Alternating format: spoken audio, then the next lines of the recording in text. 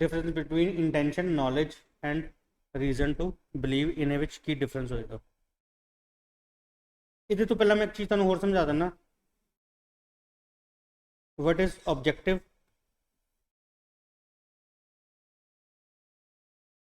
what is objective test and subjective test। पता है subjective test objective test की होंगे? एक जनरल टर्म है, सारे पासे हर लॉ ਦੇ ਵਿੱਚ यूज होंगी है, पर मैं ਤੁਹਾਨੂੰ ਇਹਦੇ 'ਚ ਆਪਾਂ ਨੂੰ ਥੋੜਾ ਜਿਹਾ ਸਮਝਣਾ ਪਏਗਾ। ਪਹਿਲੇ ਆਪਾਂ ਇਹਨੂੰ ਸਮਝ ਲੈਣੇ ਕਿ what is objective test and what is subjective test. ਅਗਰ ਪਤਾ ਤਾਂ ਮੈਨੂੰ ਦੱਸੋ, ਕਿਸੇ ਨੂੰ ਪਤਾ ਤਾਂ। ਆਬਜੈਕਟਿਵ ਟੈਸਟ ਹੁੰਦਾ ਹੈ ਕਿ ਸਪੋਜ਼ एक आम इंसान ਉਹਦੇ ਬਾਰੇ ਕੀ ਸੋਚਦਾ ਹੈ, ਠੀਕ ਹੈ। ਜਦੋਂ ਕੋਈ ਐਕਟ ਹੁੰਦਾ ਹੈ, ਕੋਈ ਐਕਟ ਕੀ ਕੀਤਾ ਜਾਂਦਾ ਹੈ, ਤੇ ਉਹਦੇ ਵਾਸਤੇ ਆਮ ਇਨਸਾਨ ਦੀ ਸੋਚ ਕੀ ਹੁੰਦੀ ਹੈ, ਉੱਥੇ ਆਬਜੈਕਟਿਵ ਟੈਸਟ ਲਿਆ ਜਾਏਗਾ। ਹੁਣ ਸਪੋਜ਼ ਇਹ ਜਿਹੜਾ ਹੈ, ए ਨੇ बी ਦੀ ਧੌਣ ਕੱਟਤੀ। ਧੌਣ ਕੱਟਤੀ मतलब ਉਹਦਾ ਗਲਾ ਕੱਟਤਾ, ਠੀਕ ਹੈ। ए ने बी का गला कटता। ਹੁਣ ਇਹ ਕਹਿੰਦਾ ਹੈ ਜੀ ਮੈਂ ਤਾਂ ਇਹਨੂੰ ਮਾਰਨਾ ਨਹੀਂ ਚਾਹੁੰਦਾ ਸੀਗਾ, ਮੈਂ ਤਾਂ ਸਿਰਫ ਗਲਾ ਕੱਟਿਆ ਸੀ ਉਹਦਾ, ਮੈਂ ਇਹਨੂੰ ਮਾਰਨਾ ਨਹੀਂ ਚਾਹੁੰਦਾ ਸੀਗਾ, ਠੀਕ ਹੈ। ਹੁਣ ਆਬਜੈਕਟਿਵ ਟੈਸਟ ਦੇ ਵਿੱਚ ਦੇਖਿਆ ਜਾਏਗਾ ਕਿ ਜਨਰਲ ਅਗਰ ਕੋਈ ਬੰਦਾ ਕਿਸੇ ਦਾ ਗਲਾ ਕੱਟਦਾ ਹੈ ਤੇ ਉਹ ਕਿਸ ਸੋਚ ਨਾਲ ਕੱਟਦਾ।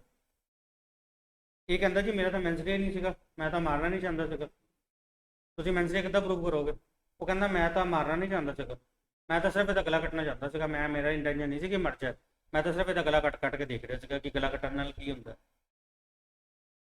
ਹੁਣ ਇੱਕ ਆਮ ਇਨਸਾਨ ਕੀ ਸੋਚਦਾ ਹੈ? ਤੁਸੀਂ ਅਗਰ ਜੱਜ ਹੋ ਗਏ, ਠੀਕ ਹੈ, ਜੱਜ ਜਦੋਂ ਆਬਜੈਕਟਿਵ ਟੈਸਟ ਕਰੇਗਾ, ਆਬਜੈਕਟਿਵਲੀ ਦੇਖੇਗਾ, ਤਾਂ ਜੱਜ ਵੀ ਇੱਕ ਆਮ ਇਨਸਾਨ ਹੈ, ਔਰ ਆਮ ਇਨਸਾਨ ਨਾਲੋਂ ਜ਼ਿਆਦਾ ਇੰਟੈਲੀਜੈਂਟ ਹੈ। मतलब जो सोचता है, एक आम इंसान की सोचता है, जज सोचेगा कि अगर मैं आम इंसान होवांगा और मैं किसी का गला कटांगा तो मैं की सोच के कटांगा कि मैं इन्हू मारना चाहता, मेरी इंटेंशन है इन्हू किल करने की, ठीक है। ये ऑब्जेक्टिव टेस्ट है।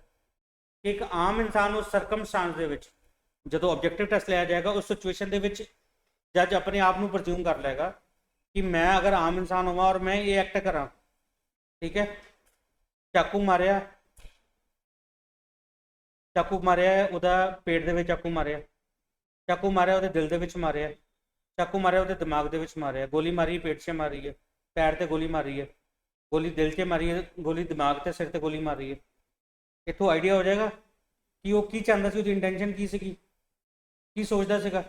वो ऑब्जेक्टिव टेस्ट होएगा, ठीक है। ऑब्जेक्टिव मतलब एक आम इंसान उदों की सोचता है। जज जो ऑब्जेक्टिव टेस्ट करेगा ना, जो इतने आप वर्ड यूज करांगे, कितने ऑब्जेक्टिव टेस्ट वर्ड आप यूज करांगे, कितने आप सबजैक्टिव टेस्ट यूज करांगे, फिर आपको आइडिया हो जाए कि ऑब्जेक्टिव टेस्ट की होंदा, सबजैक्टिव टेस्ट की होंदा।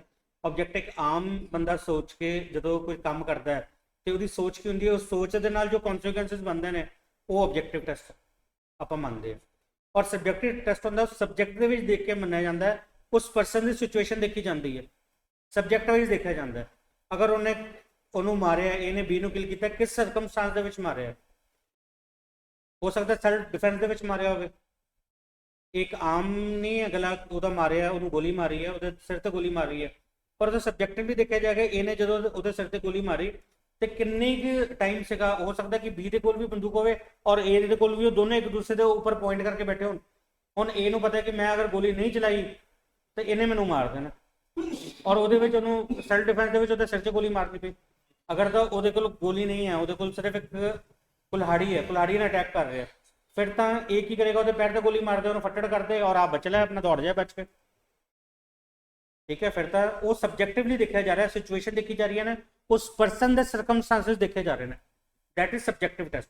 और एक जनरली जो सरकमस्टांस देखे जाते हैं, जनरली देखा जाता है, दैट इज ऑब्जेक्टिव टेस्ट। जो इन जनरल देखा जाता है वो ऑब्जेक्टिवली देखा जाता है, और जो उस पर्टिकुलर उस सरकमस्टांस में देखा जाता है, उस परसन के सरकमस्टांस देखे जाते हैं, दैट इज सबजैक्टिव टेस्ट। सबजैक्ट नूं देख के माइंड के देखा जाता है, वो सरकमस्टांस की सीगे, इन्हें किस सिचुएशन के मारिया, गला कटिया तो कि सिचुएशन से कटिया, सिर च गोली मारी है तो किस सिचुएशन के मारी है, ठीक है। ये सारे की ने ऑब्जेक्टिव टेस्ट और सबजैक्टिव टेस्ट। किसी पर्टिकुलर सबजैक्ट को देख के करना सबजैक्टिव टेस्ट है, और इन जनरल देखना वो सबजैक्टिव ऑब्जेक्टिव टेस्ट है, ठीक है। क्लीयर है? हुण आपां करदे हां difference between intention, knowledge and reason to believe. हुण तुसी सोचो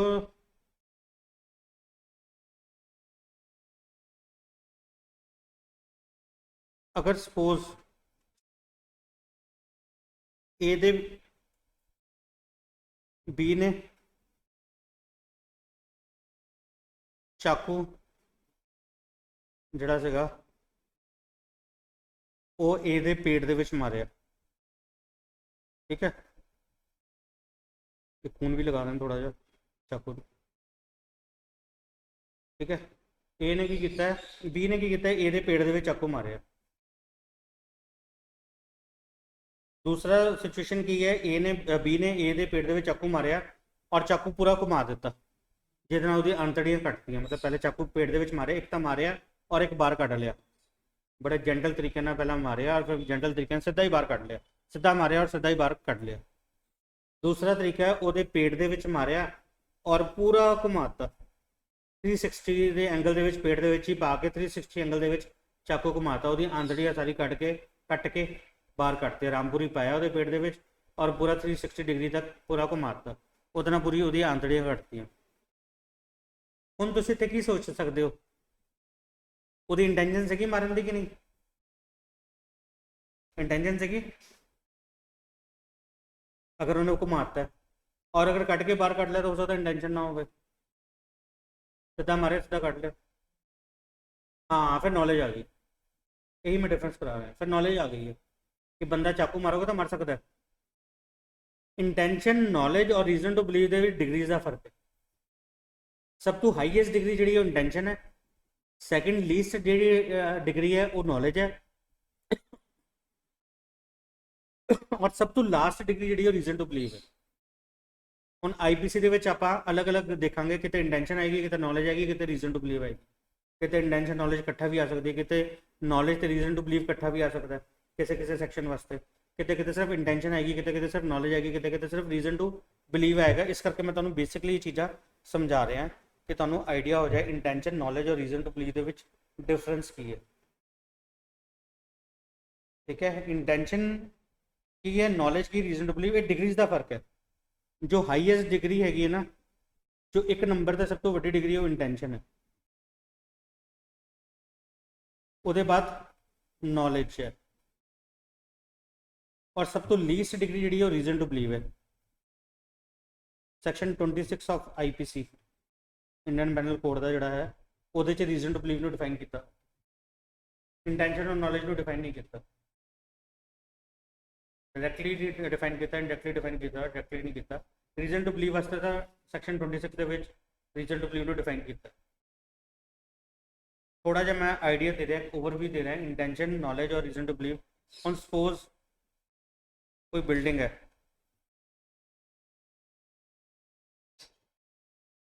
दस फ्लोर्स हैं, 10 फ्लोर्स ने, 10th फ्लोर तो ठीक है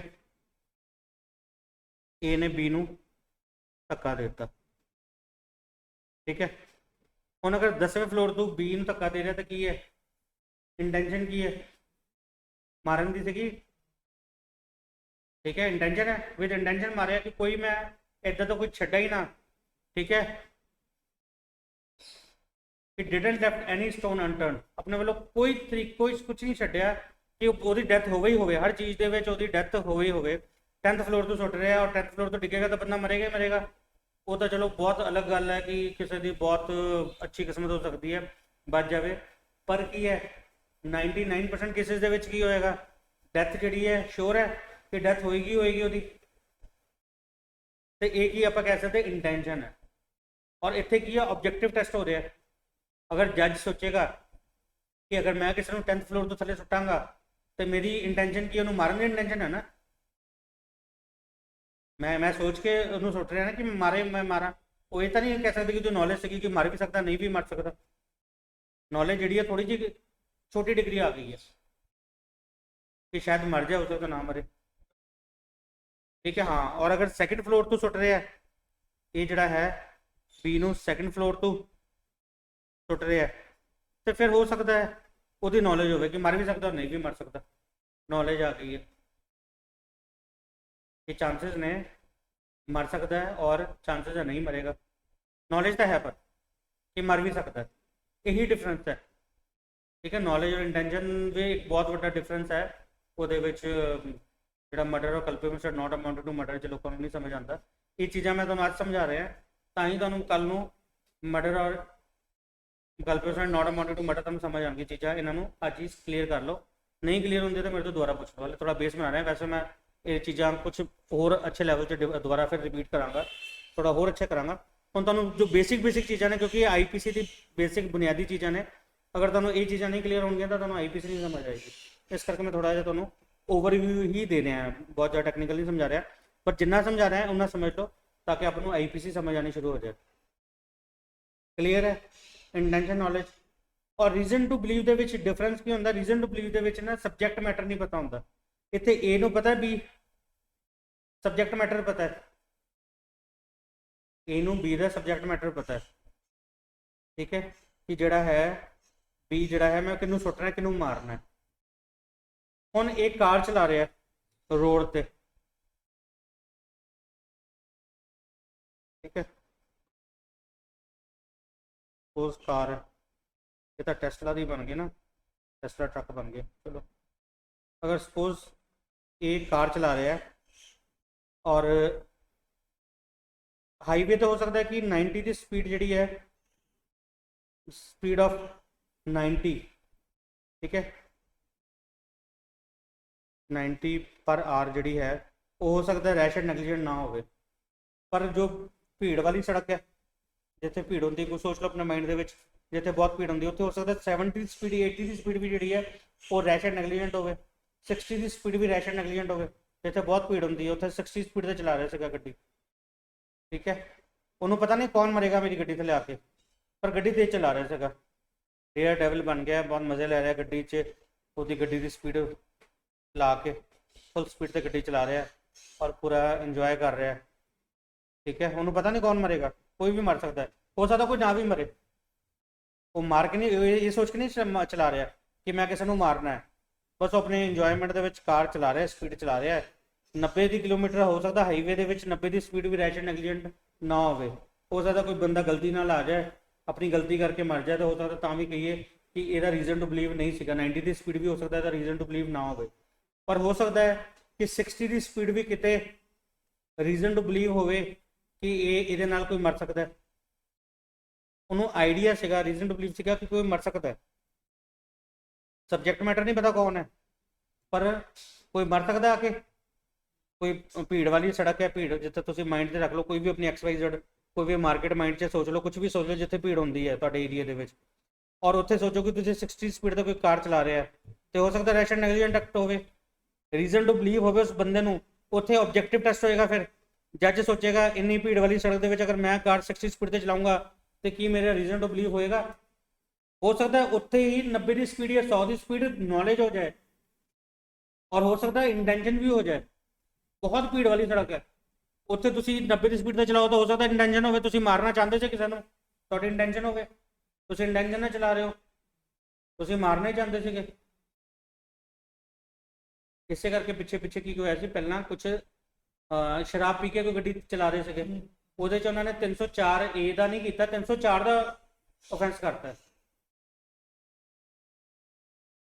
ਬੜਾ ਸਾਰਿਆਂ ਦੇ ਵਿੱਚ ਬਹੁਤ ਹੇਅਰਲਾਈਨ ਡਿਫਰੈਂਸ ਹੈ ਤਿੰਨਾਂ ਦੇ ਵਿੱਚ, ਇੰਟੈਂਸ਼ਨ ਔਰ ਨੌਲੇਜ ਦੇ ਵਿੱਚ ਬੜਾ ਹੇਅਰਲਾਈਨ ਡਿਫਰੈਂਸ ਹੈ। ਇੱਕ ਉਹ ਗੋਲੀ ਚੱਲੀ ਸੀਗੀ ਮੈਰਿਜ ਦੇ ਵਿੱਚ, ਮੈਰਿਜ ਦੇ ਵਿੱਚ ਗੋਲੀ ਚਲਾ ਰਿਹਾ ਸੀ ਬੰਦਾ, ਔਰ ਉਹਦੇ ਨਾਲ ਕਿਸੇ ਇੱਕ ਉਹਦੀ ਡੈਥ ਹੋ ਗਈ ਸੀਗੀ, ਇੱਕ ਡਾਂਸਰ ਦੀ ਡੈਥ ਹੋ ਗਈ ਸੀਗੀ। ਉੱਥੇ ਉਹਨਾਂ ਨੇ ਪਹਿਲਾਂ ਕੀ ਆਫੈਂਸ ਕੀ ਕੀਤਾ ਸੀਗਾ, ਜੋ FIR ਕੀਤੀ 304A ਦੀ ਕੀਤੀ ਸੀਗੀ, ਕਿ ਰੈਸ਼ ਐਂਡ ਨੈਗਲੀਜੈਂਟ ਐਕਟ ਹੈ, ਪਰ ਉਹਨੂੰ ਕਨਵਰਟ ਕੀ ਕਰਤਾ ਸੀ 304 ਦੇ ਵਿੱਚ ਕਨਵਰਟ ਕਰਤਾ ਸੀ, ਕਲਪੇਬਲ ਨਾਟ ਅਮਾਊਂਟਿੰਗ ਟੂ ਮਰਡਰ। ਕਿ ਤੂੰ ਇਹਨੇ ਭੀੜ ਭੜੱਕੇ ਦੇ ਵਿੱਚ ਤੂੰ ਗੋਲੀ ਚਲਾ ਰਿਹਾ, ਪਤਾ ਕੋਈ ਨਾ ਕੋਈ ਮਰੇਗਾ ਹੀ। ਠੀਕ ਹੈ, ਮਤਲਬ ਇੰਟੈਂਸ਼ਨ ਜਾਂ ਨੌਲੇਜ ਦੇ ਵਿੱਚ ਪਾ ਕੇ 304 ਦੇ ਵਿੱਚ ਕਲਪੇਬਲ ਨਾਟ ਅਮਾਊਂਟਿੰਗ ਟੂ ਮਰਡਰ ਦੇ ਵਿੱਚ ਕਰਤਾ। ਪਿੱਛੇ ਪਿੱਛੇ ਕੀ ਹੋਇਆ ਸੀਗਾ ਕਿ ਕੁਝ ਸ਼ਰਾਬ ਪੀ ਕੇ ਗੱਡੀ ਚਲਾ ਰਹੇ ਸੀਗੇ, ਤੇਜ਼ ਗੱਡੀ ਚਲਾ ਰਹੇ ਸੀਗੇ। ਗੱਡੀ ਚਲਾਣਾ, ਤੇਜ਼ ਚਲਾਣਾ ਕੀ ਹੈ, ਰੈਸ਼ ਐਂਡ ਨੈਗਲੀਜੈਂਟ ਹੈ, ਪਨਿਸ਼ੇਬਲ ਅੰਡਰ ਸੈਕਸ਼ਨ 304A ਦੇ ਵਿੱਚ ਪਨਿਸ਼ੇਬਲ ਹੈ। ਪਰ ਅਗਰ ਸ਼ਰਾਬ ਪੀ ਕੇ ਗੱਡੀ ਚਲਾ ਰਿਹਾ ਤੇ ਫਿਰ ਕੀ ਹੈ, 304 ਦਾ ਆਫੈਂਸ ਵੀ ਬਣ ਸਕਦਾ ਹੈ। 304 ਚ ਕਨਵਰਟ ਕਰਤਾ ਸੀ, ਸ਼ਰਾਬ ਪੀ ਕੇ ਚਲਾ ਰਿਹਾ। ਇਹ ਇੱਥੇ ਗਲਤ ਆ ਗਿਆ, ਆਹ ਵਾਲਾ ਹੀ ਆ ਗਿਆ, ਆ ਨਹੀਂ 304 शराब पी के हम वो नॉलेज ਦੇ ਵਿੱਚ ਕਨਵਰਟ ਹੋ ਗਿਆ हेयरलाइन डिफरेंस है बहुत थोड़ा ਜਿਹਾ डिफरेंस है नॉलेज हो गई हम नॉलेज आ गई है कि हाँ हम मरेगा ही मरेगा शराब पी के तो गड्डी चला रहे हैं पहले तो आप शराब पीती है और फिर तो गड्डी भी तेज चला रहे हैं इतना कितना डिग्री का फर्क आ गया रीजन टू बिलीव ਦੇ ਵਿੱਚ डिग्री ਦਾ ਹੀ ਫਰਕ ਹੈ बस डिग्री देखेगी ऑब्जेक्टिव टेस्ट होएगा ਉੱਥੇ जज देखेगा कि इस स्पीड ਦੇ ਵਿੱਚ अगर मैं 60 ਦੀ स्पीड ਤੇ ਗੱਡੀ ਚਲਾਵਾਂਗਾ ਤਾਂ ਮੇਰਾ रीजन टू बिलीव है कि चांसेस ने बहुत चांसेस ने कोई बंदा मर सकता है और अगर मैं 90 की स्पीड से चलाऊंगा तो पक्का कोई ना कोई तो मरना ही मरना है फिर नॉलेज से कन्वर्ट हो गया नॉलेज है कि जो मैं एक्ट कर रहा हूँ कोई ना कोई मरेगा ही मरेगा डिफरेंस फर्क है थोड़ा जा ਤੁਸੀਂ ਇਦਾਂ ਸੋਚ ਕੇ ਚੱਲੋ ਨਾ ਕਿ ਤੁਸੀਂ ਗੱਡੀ ਕਿੱਦਾਂ ਦੀ ਚਲਾ ਰਹੇ ਹੋ ਕਿਸ ਉੱਤੇ ਚਲਾ ਰਹੇ ਹੋ ਕਿੰਨੀ ਭੀੜ ਹੈ ਉੱਥੇ ਹੋ ਸਕਦਾ 60 ਦੀ ਸਪੀਡ ਜਿਹੜੀ ਹੈ ਰੀਜ਼ਨ ਟੂ ਬਿਲੀਵ ਹੋਵੇ ਔਰ 90 ਦੀ ਸਪੀਡ ਤੇ ਕੁਝ ਇਦਾਂ ਦੇ ਏਰੀਆ ਸੋਚੋ ਜਿੱਥੇ ਤੁਸੀਂ 90 ਦੀ ਸਪੀਡ ਤੇ ਚਲਾਓਗੇ ਤਾਂ ਕੋਈ ਨਾ ਕੋਈ ਤਾਂ ਮਰੇਗਾ ਹੀ ਮਰੇਗਾ पक्का मरेगा तो फिर नॉलेज होगी ठीक है थोड़ा जो हेयरलाइन डिफरेंस है वैसे ज़्यादातर रीजन टू बिलीव ਦੇ ਵਿੱਚ ਹੀ ਮੰਨਿਆ ਜਾਂਦਾ ਹੈ कि जो रैश एंड नेगलिजेंट एक्ट होता है ਉਹਦੇ ਵਾਸਤੇ ਜੋ ਉਹਦਾ ਜੋ ਇੰਗਰੀਡੀਐਂਟ ਹੈ ਉਹ ਰੀਜ਼ਨ ਟੂ ਬਿਲੀਵ ਹੈ ਸੈਕਸ਼ਨ 26 ਦੇ ਵਿੱਚ ਜੋ ਡਿਫਾਈਨ ਕੀਤਾ ਹੈ ਉਹਦੇ 'ਚ ਰੀਜ਼ਨ ਟੂ ਬਿਲੀਵ ਆ ਜਾਂਦਾ ਹੈ ਡਿਗਰੀਜ਼ ਦਾ ਫਰਕ ਹੈ ਇੰਟੈਂਸ਼ਨ ਨੌਲੇਜ ਔਰ ਰੀਜ਼ਨ ਟੂ ਬਿਲੀਵ ਹੁਣ ਗੋਲੀ ਚਾਕੂ ਮਾਰਿਆ ਦਿਲ ਦੇ ਵਿੱਚ ਚਾਕੂ ਮਾਰਿਆ ਦਿਲ ਪੰਚਰ ਕਰਤਾ ਇੰਟੈਂਸ਼ਨ ਸੀਗੀ ਮਾਰਨ ਦੀ ਗੋਲੀ ਮਾਰੀ ਹੈ ਦਿਮਾਗ ਤੇ ਗੋਲੀ ਮਾਰੀ ਹੈ इंटेंशन से की ठीक है मतलब इस तरीके का नाम मारेगा कि कोई चीज़ छड़ी नहीं है बंदा मरे ही नहीं मरे उत्थे जज की करेगा फिर ऑब्जेक्टिव टेस्ट करेगा ऑब्जेक्टिव टेस्ट लिया जाएगा उत्थे अपने आप को प्रज्यूम किया जाएगा कि अगर मैं किसी के सिर च गोली मारांगा तो मेरी इंटेंशन की होगी मारने की इंटेंशन होगी ना इंटेंशन आ गई मेरी और अगर मैं पेट से गोली मार रहा या पैर से गोली मार रहा तो नॉलेज है ठीक है या रीजन टू बिलीव भी हो सकता है कितने हाँ फिर और उधर रीजन टू बिलीव है कोई मर गया तो गलती नाल कोई मर गया फिर भी रिमोटली जो गोली से की वो थोड़ी टिल्ट कर गई और अगे कितने जाके किसी ने लग गई तो फिर रीजन टू बिलीव है हाँ तभी रीजन टू बिलीव हो गया चांसेस तो है ना तुसी जो एक आम प्रज्यूम करके चलिया जाएगा कि नॉलेज ਦੇ ਵਿੱਚ कि आम अगर मैं इदा गोली चला रहा तो मेरी नॉलेज है किसी को खंबे चला के गोली कितने अपनी जगह चेंज कर सकती कुछ है रीजन टू बिलीव आ गया डिग्रीज का फर्क है कितने इंटेंशन है कितने नॉलेज आएगी कितने रीजन टू बिलीव आएगा सिर्फ डिग्रीज का ही फर्क है